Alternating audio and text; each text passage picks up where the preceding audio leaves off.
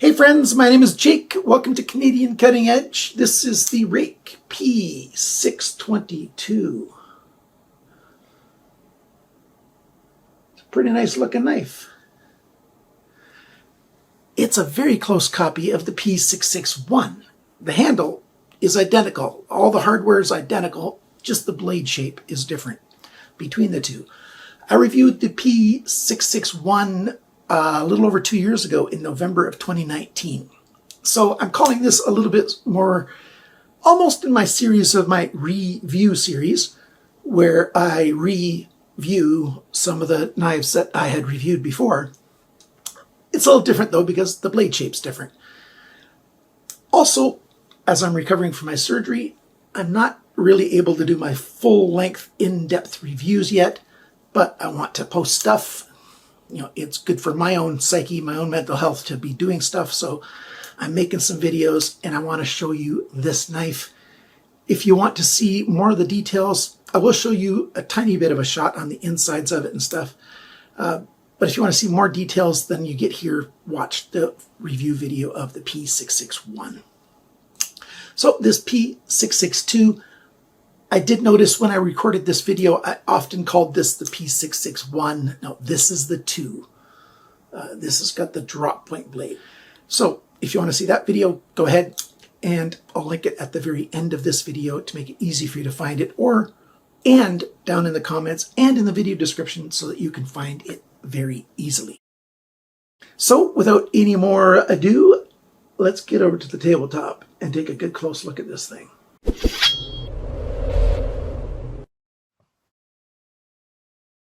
So here it is. Thumb stud only on one side, and I've not tried to take it out. I don't think you can put it on the other side. There would be room for it, and there's a tiny little cutaway right there, as if they thought about putting a thumb stud on the left. I really wish they would have, even if they didn't do the pocket clip, which I wish they would have done as well on the left side. They could have at least put the thumb stud over on this side because there's enough room there, and obviously they thought about it. Or maybe that's just for wrapping the finger around, but I tried to take the thumb stud out and put it in on the other side, but they must use some thread locker in there. I didn't want to totally destroy the thumb stud, so I didn't try exceedingly hard. Wrapping the finger around isn't terribly comfortable right there because it does get a little bit thin right there. The G10 comes to a very thin edge for just a tiny little spot right there. And of course my skin fibers are collecting behind there between the liner and that, because I do test all my knives, so it did get a bit dirty between there. Let's talk very briefly about the handle. There's a scooped edge around here. Instead of a chamfer, it's a bit of a scoop, which is how it makes it a little bit sharp at that spot. But not great that way, but it's not bad. Flat slab G10, only in black. And you've got a body screw back here to hold it together.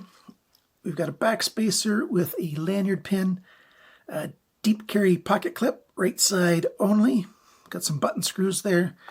It says Ruike right there on the pocket clip. Stop pins visible back here. There's no skeletonizing on the liners. It's a pretty light knife. This thing is, what was it? 66 grams, 2.35 ounces. So not bad at all. We've got phosphor bronze washers in here, which they're great. Very smooth action. We've got a D-shaped pivot pin, T8 screw here, and the rest of the screws are T6. There's no Loctite or anything on it.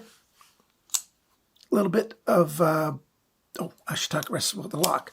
Lockup is exactly where I like it to be on a new knife. That's good. No blade play side to side, up and down. That's good. There's good access to the lock release in there. Smooth action, works quite well. We've got a drop point blade, and this little notch in here is very reminiscent of Ostap Hell designs. He likes to do that little notch on his blades, on the spine of his blades, on some designs that he does. A nice drop point blade, bit of a swedge right there. Bead blasted, like I said, 14C28N. We've got RK, that's the Ruike logo there, model number, date of manufacture with that triangle, and then the month, and then a serial number. This one's number 94 in the production run. Let's do a few measurements. How thin is it behind the grind? 0.48 millimeters, 19,000ths of an inch. Not bad. Sharpness was about 165 bes. Like I said, it's about 3 inches long there, which is how many millimeters? 76.2 millimeters. So not bad. A little bit shorter if you'd go the shortest distance. The cutting edge length is about 75 millimeters, which is, yeah, it's a little over 2 7/8 of an inch. So not bad at all. And I already talked about the weight and everything. This is a pretty decent knife. Size comparison. I didn't do that before. There's the Ontario Rat 1. Yeah, this is a small knife. It is what it is. I like small knives, and I often carry smaller knives, so this is right at home in my pocket. Like I said, I'm not terribly fond of the G10 right there. I wish, since they didn't put the thumb stud on both sides, I wish they wouldn't have cut this out the way they did, that little scoop, so that it wouldn't be as thin there, to be a little bit sharp.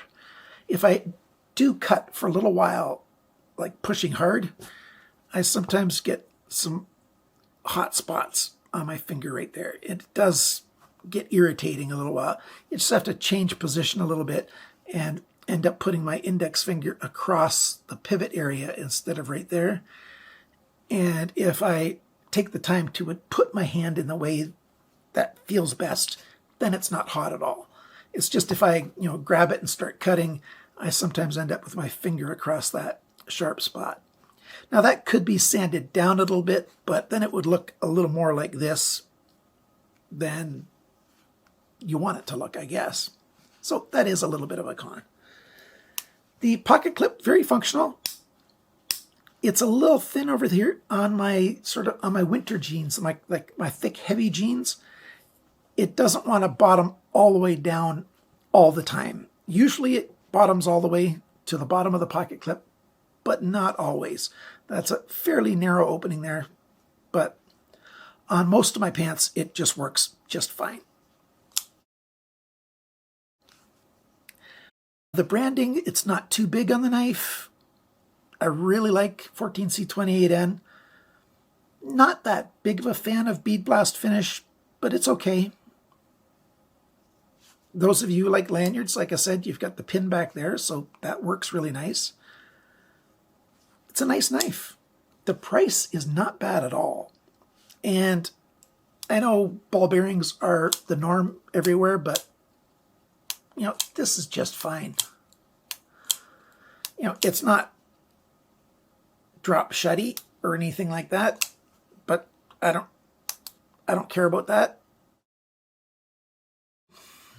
But it's smooth. When you open the knife, it just flies right out and locks up, and it's not hard to close. Let's see, can I flick it on my left hand? Whoops, I hit the table.